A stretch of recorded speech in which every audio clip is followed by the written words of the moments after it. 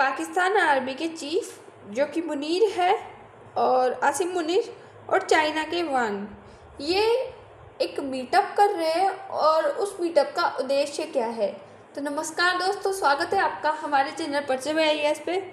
जैसे कि आप जानते हैं कि पाकिस्तान और चाइना के साथ हमारे रिलेशन से सेंसिटिव है और हाल ही में तो जो अमेरिका है, अमेरिका की तरफ से अभी हम पे दबाव चल रहा है क्योंकि अमेरिका के जो डोनाल्ड ट्रंप है वो लगातार हम पे टैरिफ जड़ रहे हैं। तो भारत अपने साथी को ढूंढने की कोशिश कर रहा है।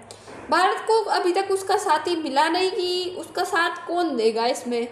तो इसी बीच जो चाइना है, वहाँ के लीडर्स हैं, वहाँ के जो मिनिस्टर्स हैं, वो लगातार एक दूसरे देशों का दौरा कर रहे हैं और वहाँ के जो आर्मी के चीफ जो मिनिस्टर्स हैं इन सब से मिल रहे हैं।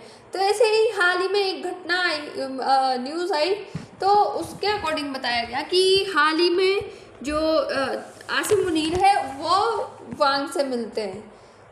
तो आइए जानते हैं कि चर्चा में क्यों है। तो चीन के विदेश मंत्री वांग यी ने पाकिस्तान के सेना प्रमुख जो कि आसिम मुनीर है उनसे मुलाकात की। इस दौरान दोनों ने क्षेत्रीय सुरक्षा, आतंकवाद विरोधी सहयोग और आपसी रिश्तों को मजबूत करने पर विस्तार से चर्चा की है। अब ये दोनों वास्तव में चाहते हैं कि इनके आपसी जो है संबंध अच्छे हों। तो भारत तो इसके ऊपर चिंता जताएगा ही सही, क्योंकि भारत को तो ये अपनी इकोनॉमिकली अपनी जो जोग्राफिकली अपनी कंडीशंस को देखते हुए इस पे जो कुछ मतलब चिंता जताने की आवश्यकता पड़ेगी सही, क्योंकि भारत के और चाइना के रिलेशंस आप शुरू से देखते आए कि क्या है क्या नहीं है। उसके बारे में भी हम जानते हैं कि भारत और चीन के बीच जो ऐतिहासिक संबंधों की बात करें हम, तो प्राचीन संस्कृति और व्यापारिक संबंध शुरू से रहे हैं। जब चाइना ने ओपन डोर की नीति शुरू की, उसके बाद से तो चाइना डेवलप हो ही रहा है। उसके बाद जो है वो लगातार व्यापार वार्ता में सक्रिय रूप से भागीदारी निभा रहा है। लेकिन हम बात करें 1962, जो कि एक ऐतिहासिकली भारत के लिए बड़ा धक्का था। कहीं ना कहीं भारत की इस पे बहुत जो है इसने अपनी कहीं ना कहीं बहुत सारी बेइज्जती सहन की थी, जिसमें भारत ने चीन से युद्ध किया और ये उस सीमा विवाद पे था जिसे हम अक्साई चीन या नेफा के नाम से जानते हैं। और अरुणाचल प्रदेश ने जो है तनाव संबंध पैदा किए। इस एरिया में चाइना जो है 62 में आक्रमण करता है, क्योंकि इस टाइम हम नवसतन देश थे और जो हमारे पीएम थे, फर्स्ट पीएम जो कि पंडित जवाहरलाल नेहरू थे, तो उनको लगता था, क्योंकि वो इस साइड ज़्यादा झुकाव रखते थे कि चाइना हमारा दोस्त है, तो इस वजह से जो है वहाँ पे अर्धसैनिक बल लगाया गया था और उस एरिया में चाइना ने बड़ी खतरनाक चोट हमारे साथ की थी। तो ये हमें ऐतिहासिक रूप से बहुत बड़ा धक्का लगा था। उसी के साथ बात करें सीमा विवाद, तो जो LAC है, जो कि लाइन ऑफ एक्चुअल कंट्रोल, जिसे वास्तविक नियंत्रण रेखा कहते हैं, इस पर तनाव हमें देखने को मिलता है। जैसे कि गलवाना झड़प हुई, तो 2020 में जब ये संघर्ष हुआ तो दोनों देशों के बीच अविश्वास का प्रमुख कारण यही था और शांति के लिए कई दौर की बातचीत होती रहती है, लेकिन अभी तक भी जो है इसका पूरी तरीके से समाधान नहीं हुआ है। उसी के साथ हम एक बार लोकेशन चेक करें हमारे गलवाना की, तो जो ये गलवान घाटी है वो इस एरिया में और इसे LAC कहते हैं। ये हमारे लिए इम्पोर्टेंट है। तो इस पे जो है विवाद हुआ था 2020 में। उसी के साथ हम हमारे जो है ट्रेड से संबंधित जो हमारे संबंध है वो क्या है, तो दोनों देशों के बीच व्यापार तेजी से बढ़ा है 2022 में, जो कि $135 बिलियन। लेकिन भारत का व्यापार घाटा बढ़ा है, क्योंकि भारत चाइना से बहुत सारी चीज़ें जो है एक्सपोर्ट की जगह इंपोर्ट कराता है, क्योंकि भारत की टेक्नोलॉजी इतनी है, पर भारत कहीं ना कहीं अपनी चीज़ें अफोर्ड ना करके यहाँ के लोग चाइना की चीज़ों को ज़्यादा अच्छा समझते, तो यहाँ पे भारत को इसमें घाटा देखने को मिला। उसी के साथ भारत चीनी निवेश और तकनीकी पर सतर्कता बरतता है, जैसे कि 5G और ऐप प्रतिबंध। गलवाना झड़प के बाद तो हमारे देश के नागरिकों को जो है टिकटॉक वगैरह ऐसे जो ऐप थे, सोशल मीडिया ऐप, तो इनको बैन किया गया। ऐसी चीज़ें हमें देखने को मिलती रहती है, क्योंकि संबंध है और ज़रूरी नहीं कि अगर हमारे शुरू से संबंध खराब है तो, क्योंकि हिस्ट्री है, हिस्ट्री चेंज होती रहती है। जिस टाइम जिस इंसान की अगर अहमियत कम है तो वो अपने जो उसका संघर्ष रहेगा उसको फेस करके वो आगे बढ़ेगा, तो कहीं ना कहीं आने वाले टाइम में अगर पीछे के टाइम में किसी देशों की या किन्हीं जो कि राष्ट्रों के संबंध खराब है तो आगे चल के वो अच्छे होने की संभावनाएं होती है। वैसा ही हमें अभी में देखने को मिल रहा है कि जब अमेरिका हमारे ऊपर टैरिफ लगा रहा है तो चाइना कहीं ना कहीं हमारा साथ दे रहा है और वो देगा साथ। तो भारत का साथी क्या चाइना होगा, इसके बारे में हम नेक्स्ट वीडियो में बात करेंगे। भू राजनीतिक प्रतिस्पर्धा की बात करें तो भारत क्वाड जो कि एक संगठन है, इंडो पैसिफिक रणनीतिक में सक्रिय होना और चीन का बेल्ट एंड रोड इनिशिएटिव जिसे BRI कहते हैं, वो क्षेत्रीय प्रभाव बढ़ाने की कोशिश, दोनों के बीच प्रतिस्पर्धा को दर्शाता है। उसी के साथ हम बात करें तो जो हमारा BRI है वो ये मतलब एक जो कि ट्रेड के लिए एक इनिशिएटिव रोड है उसको बताया गया है, तो वो इन एरियाओं से जो है गुजरता है, जो आपको ये मैप में दिख रहा है। तो ये बहुत बड़ा जो है ट्रेडिंग रूट बनाया गया है। उसी के साथ सहयोग के क्षेत्रों की बात करें तो दोनों देश ब्रिक्स, SCO जैसे मंचों पर सहयोग करते हैं और जलवायु परिवर्तन, व्यापार जैसे वैश्विक मुद्दों पर कुछ हद तक समन्वय रखते हैं। मतलब आपस में इनकी जो चीज़ें हैं, कॉन्फ्लिक्ट्स तो होते ही हैं। आखिरकार कॉन्फ्लिक्ट्स क्यों नहीं होंगे, क्योंकि दो दुश्मनों के बीच अगर कॉन्फ्लिक्ट्स नहीं हुए तो वो दुश्मन किस बात के। तो उसी के साथ इन्होंने जो है एक समन्वय में एक संतुलन भी देखने को मिलता है, जो कि संगठनों में ये कहीं ना कहीं अपने तालमेल को बनाए हुए हैं और वैश्विक स्तर पर अच्छे काम करने की भी ये रख रहे हैं। ऐसी बात नहीं कि पूरे 100% खराब है रिलेशंस।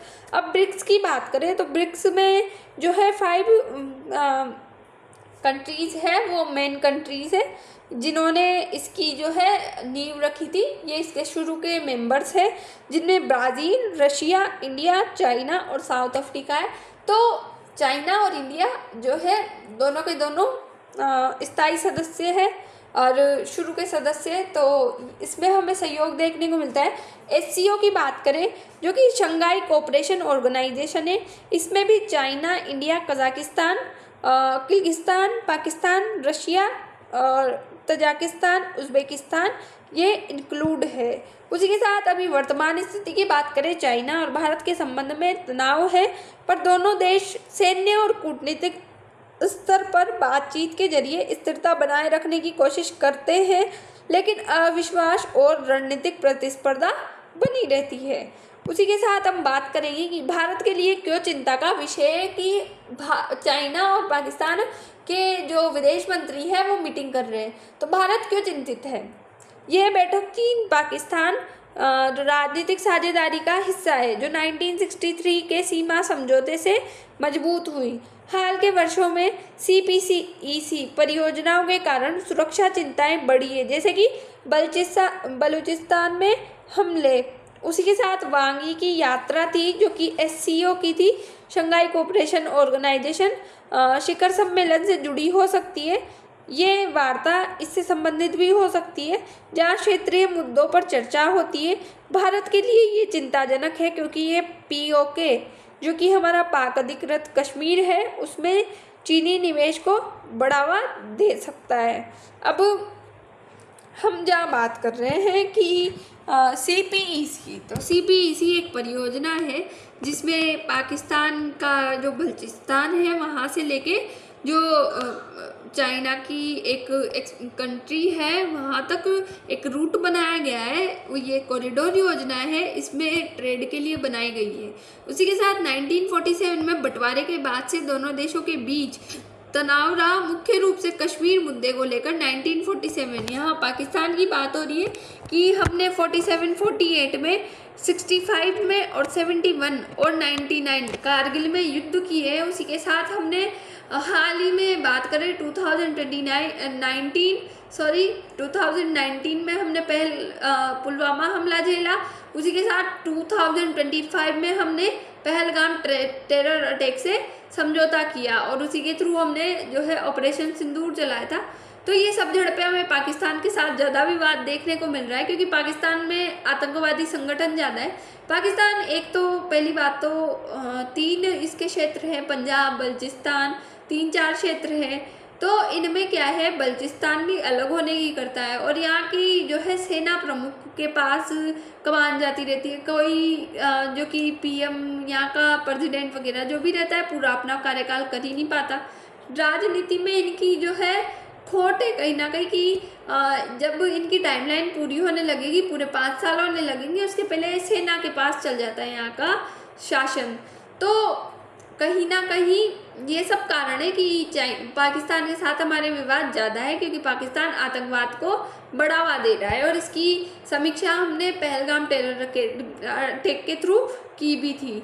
उसी के साथ हम बात करें तो India and Pakistani independence from British 1947 में, इसके लिए कि पाकिस्तान और भारत का बंटवारा हुआ। उसी के साथ अक्टूबर 1947 जिसमें फर्स्ट कश्मीर वॉर देखने को मिला हमें, जो कि हमारी कश्मीर घाटी को लेके हुआ था।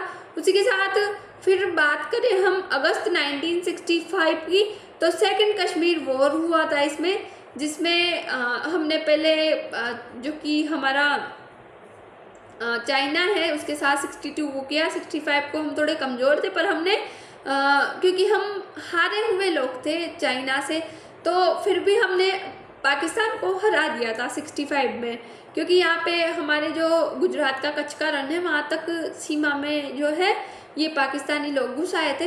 पर भारत की जो सेना है उसने लाहौर के बीच में जाके वहाँ पे फिर इनके समझौता हो गया था कि जहाँ की सेना जहाँ रुक जाए, सीज फायर वगैरह हो गए थे।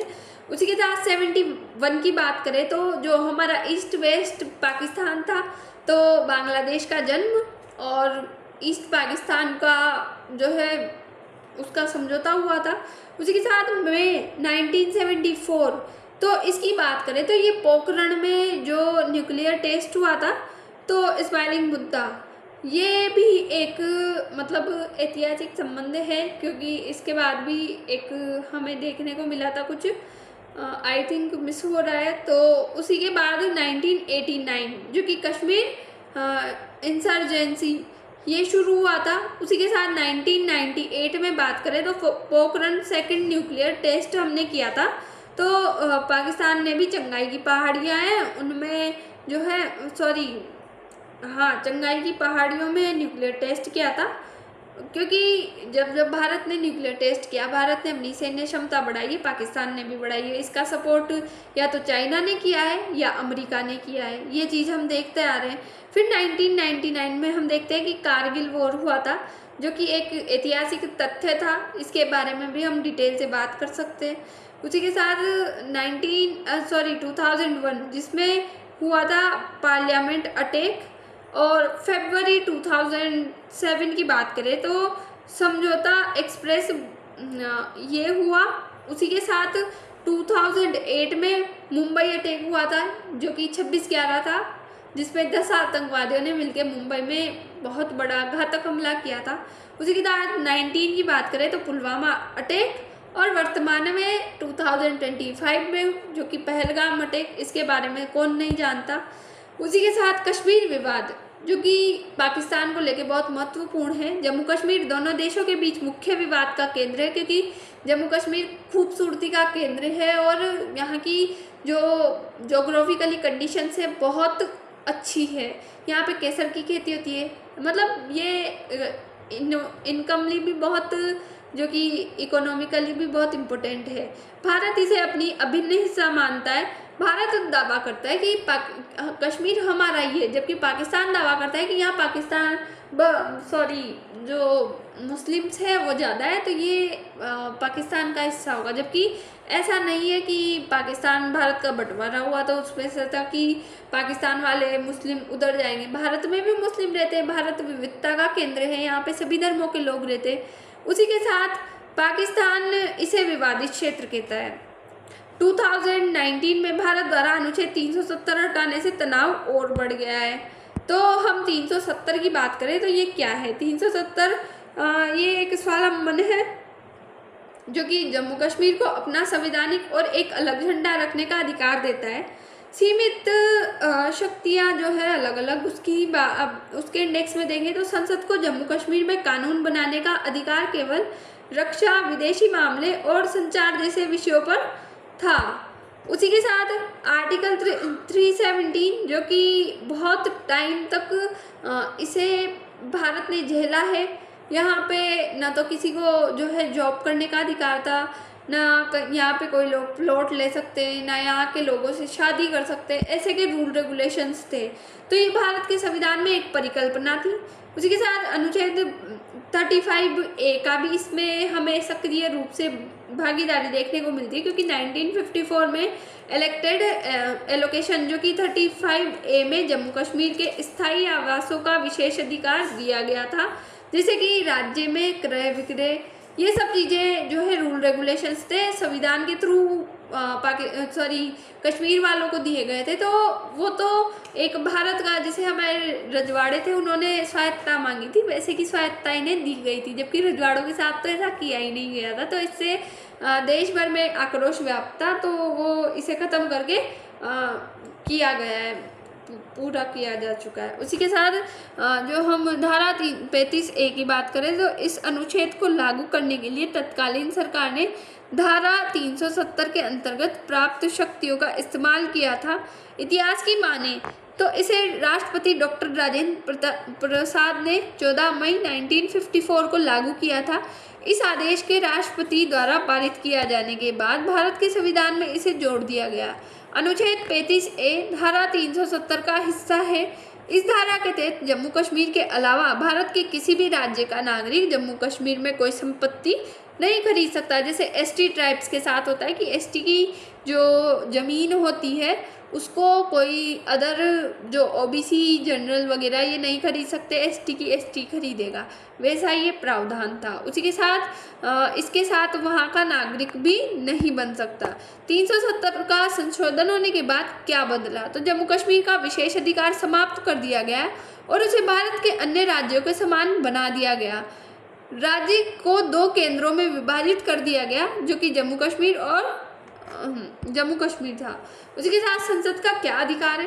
तो केंद्र सरकार अब अन्य विषयों पर भी जम्मू कश्मीर में कानून बना सकती है और गैर कश्मीरियों के पास अब इस क्षेत्र में संपत्ति का भंडार है, जिसे मुस्लिम बहुल क्षेत्र में चरित्र चित्रण में विविधताओं का संकट बढ़ गया है। यहाँ पे जो है कश्मीरी पंडितों का भी विवाद चलता रहता है। एडिट 370 ने जम्मू कश्मीर को एक विशेष दर्जा दिया था, जिसे 2019 में पारदर्शिता किया गया।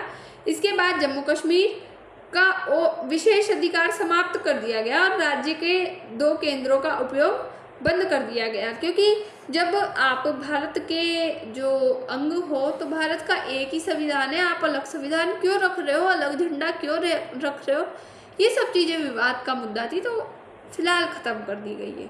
आतंकवाद में बात करें तो भारत पाकिस्तान को सीमा पर पार आतंकवाद जैसे 2008 मुंबई हमला, 16 उरी हमला इसके लिए जिम्मेदार ठहराता है, जिसे पाकिस्तान खारिज करता है कि हमने ऐसा कुछ नहीं किया, आप तो हम पे झूठे आरोप लगा रहे हो। तो ये संबंधों में बड़ा अवरोधक है। जो 26/11 हमला, मुंबई हमला आप जानते ही हैं।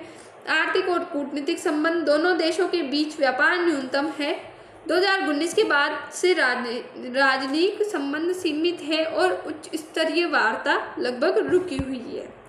अब हम बात करें तो इनके जो एक्सपोर्ट्स और इंपोर्ट्स है वो बहुत सारी चीज़ों के करते हैं, जैसे कि rock salt, sugar, hydrogen peroxide, caustic soda, तो इन सब चीज़ cement, coal, fresh fruits, vegetables, soda ash, तो ये सब चीज़ें पाकिस्तान एक्सपोर्ट करता है। और भारत की बात करें, भारत में तो बहुत सारी चीज़ें, नमकीन, sweets, jumbo wax, rice, raw cotton, ये ऐसी जो कि सोयाबीन मील है, तो ये सब चीज़ों का एक्सपोर्ट इन दोनों के परस्पर किया जाता है।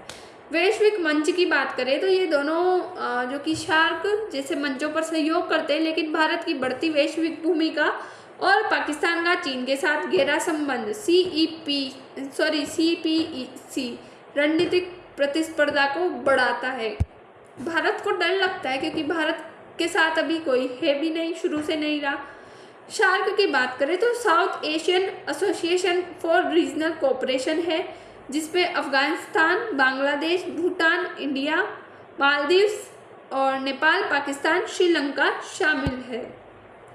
वर्तमान स्थिति क्या है, तो संबंध तनावपूर्ण है, लेकिन दोनों देश नियंत्रण रेखा जो कि लाइन ऑफ कंट्रोल है, इस पर युद्ध विराम 2021 से बनाए रखने की कोशिश करते हैं।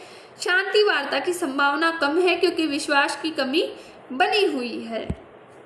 भारत पाक संबंध कश्मीर, आतंकवाद और भू राजनीतिक प्रतिस्पर्धा के कारण तनावपूर्ण है, लेकिन दोनों देश युद्ध से बचने के लिए सतर्कता बरतते रहते हैं, क्योंकि ये दोनों जानते हैं कि हमारे पास एटॉमिक पावर बराबर है, अगर करेंगे तो थर्ड वर्ल्ड वॉर तो होना निश्चित है।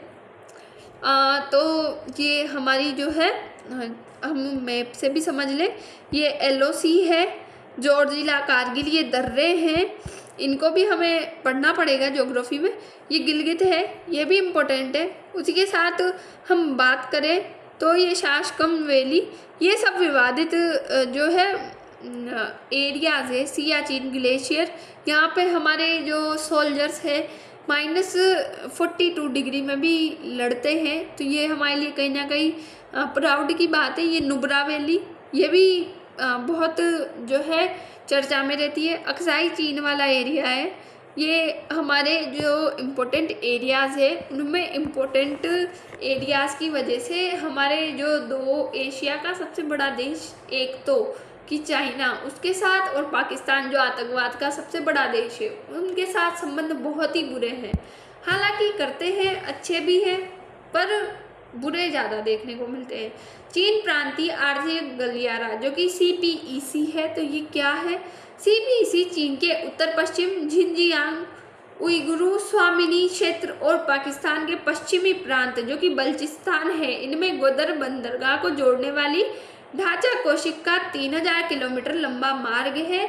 तो ये एक दूसरे की कनेक्टिविटी के लिए बनाया गया था, जो कि हमें अगर मैपली देखें तो इनका ये 3000 किलोमीटर है। तो ये ट्रेड के लिए ऐसे ग्वादर एयरपोर्ट में बनाया गया है। उसी के साथ किस उद्देश्य के लिए ये गलियारा बनाया गया, तो ये पाकिस्तान और चीन के बीच एक प्रोजेक्ट है, जिसका उद्देश्य पूरे पाकिस्तान में ऊर्जा, औद्योगिक और अन्य उत्पादों के साथ मिलकर रेलवे और पाइपलाइनों के नेटवर्क को बढ़ावा देना है। अब CPEC की बात करें तो बेल्ट एंड रोड इनिशिएटिव का एक हिस्सा है। वर्ष 2013 में शुरू हुई बेल्ट एंड रोड इनिशिएटिव का उद्देश्य दक्षिण पूर्व एशिया, मध्य एशिया, खाड़ी क्षेत्र और अफ्रीका और यूरोप में भूमि और समुद्री पंजीकरण के नेटवर्क से जुड़ना है। मतलब अपने ट्रेड को इतना सुलभ बनाना है कि हम जो कि जोग्राफिकली हमारी लैंड के साथ साथ हमारे ओशियन से भी जुड़ाव बनाए रख सके। तो ये मैप के अकॉर्डिंग भी हमें इसे चेक करना है। तो ये यहाँ से इसकी कनेक्टिविटी हमारे समुद्रों में भी देखने को मिलती है। श्रीलंका वगैरह इन सब में भी हमारा ट्रेड के लिए ये सब कर रखा है। ये चीन के लिए ग्वादर बंदरगाह से मध्य पूर्व और अफ्रीका तक के लिए सागर का मार्ग अलगाव जाता है, ताकि चीन है हिंद महासागर तक प्राप्त कर सके, अपनी पहुंच को ये हिंद महासागर तक बढ़ा सके। चीन और बदले में पाकिस्तान के ऊर्जा संकट को दूर करने और भारत की अर्थव्यवस्था को स्थिर करने के लिए पाकिस्तान में विकास की सहमति का समर्थन ये करने का दावा करता है। चर्चा के मुख्य विषय क्या थे कि जो वहाँ चीन के वांग ली है और आसिम मुनीर है वो बैठक कर रहे हैं, मीटअप कर रहे हैं। तो इनमें किस चीज़ की बात करते हैं? उद्योग और आर्थिक सहयोग की इन्होंने हवाला दिया है। यी ने पाकिस्तानी सेना के उद्योग क्षेत्र में सहयोग पर जोर दिया। पाकिस्तान की आर्थिक संकट जो कि IMF लोन निर्भरता है उसके बीच चीन ने $30 बिलियन से अधिक का निवेश किया है। चर्चा में बलूच विद्रोहियों द्वारा चीनी परियोजनाओं पर हमलों को रोकने के उपाय शामिल थे। ये भारत के लिए चिंता का विषय है क्योंकि CPEC ग्वादर बंदरगाह के माध्यम से भारतीय महासागर में चीनी प्रभाव बढ़ा रहा है, जो स्ट्रिंग ऑफ पर्ल्स रणनीति का हिस्सा माना जाता है। इंटरनेशनल मनी फंड IMF को बोलते हैं, जो कि ये फंडिंग करता है, पाकिस्तान को करता है, क्योंकि इसे पता है कि पाकिस्तान आतंकवाद फैला रहा है, फिर भी ये फंडिंग करता है क्योंकि इसके ऊपर चाइना और अमेरिका का दबाव होता है। क्षेत्रीय सुरक्षा और स्थिरता की बात करें तो बैठक में क्षेत्रीय सुरक्षा को प्राथमिकता दी गई, विशेष रूप से तालिबान शासक वाले अफगानिस्तान से उभरती धमकियों पर, जो कि जनरल मुनीर ने पाकिस्तान की आंतरिक सुरक्षा स्थिति पर चर्चा की, जबकि वांगी ने चीन की बेल्ट एंड रोड इनिशिएटिव को सुरक्षित बनाने पर जोर दिया है। मतलब दोनों अपनी अपनी सुरक्षा को जो है प्राइवेसी दे रहे हैं, इसको प्राथमिकता दे रहे हैं। उसी के साथ हम बात करेंगे कि भारत के संदर्भ में ये हमारे लिए महत्वपूर्ण क्यों है, हम इसकी बात क्यों कर रहे हैं इतनी, कि इन दोनों से हमें क्या इफेक्ट पड़ेगा। तो LAC line of actual control पर तनाव को प्रभावित कर सकती है क्योंकि चीन पाकिस्तान को हथियार और तकनीकी प्रदान करता है। हाल ही में चीन ने जो है F-17 फाइटर जेट है जो कि पाकिस्तान को प्रोवाइड किए। PTI रिपोर्ट के अनुसार माने, द प्रिंट की न्यूज़ के माने तो दोनों पक्षों ने साझा दुश्मनों जैसे आतंकवाद के खिलाफ एकजुटता पर सहमति जताई है। उसी के साथ उग्रवादी आंदोलन पर भी इन्होंने चर्चा की है। वांग यी ने उइगर मुस्लिमों से जुड़े उग्रवादी आंदोलनों पर पाकिस्तान से सहयोग मांगा, जो चीन के शिनजियांग प्रांत में सक्रिय है। पाकिस्तान ने TTP जो कि तहरीक-ए-तालिबान पाकिस्तान जैसे समूहों के खिलाफ अपनी कार्यवाही साझा की है और ये चर्चा वैश्विक आतंकवाद सूची जैसे कि यूनेस्को की इससे जुड़ी हुई है, जहां पाकिस्तान पर आतंकवाद को समर्थन देने के आरोप लगते हैं।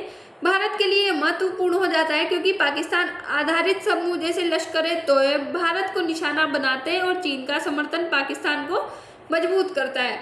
जब कभी भी अपना दुश्मन कुछ करता है तो उसके पीछे कोई ना कोई का हाथ होता है, वैसे ही चीन का हाथ इसमें होता है। अमेरिका तो हाल ही में जो है पाकिस्तान से बोलता है कि आने वाले टाइम में आप तो भारत के साथ व्यापार करोगे, भारत आपसे चीज़ें खरीदेगा।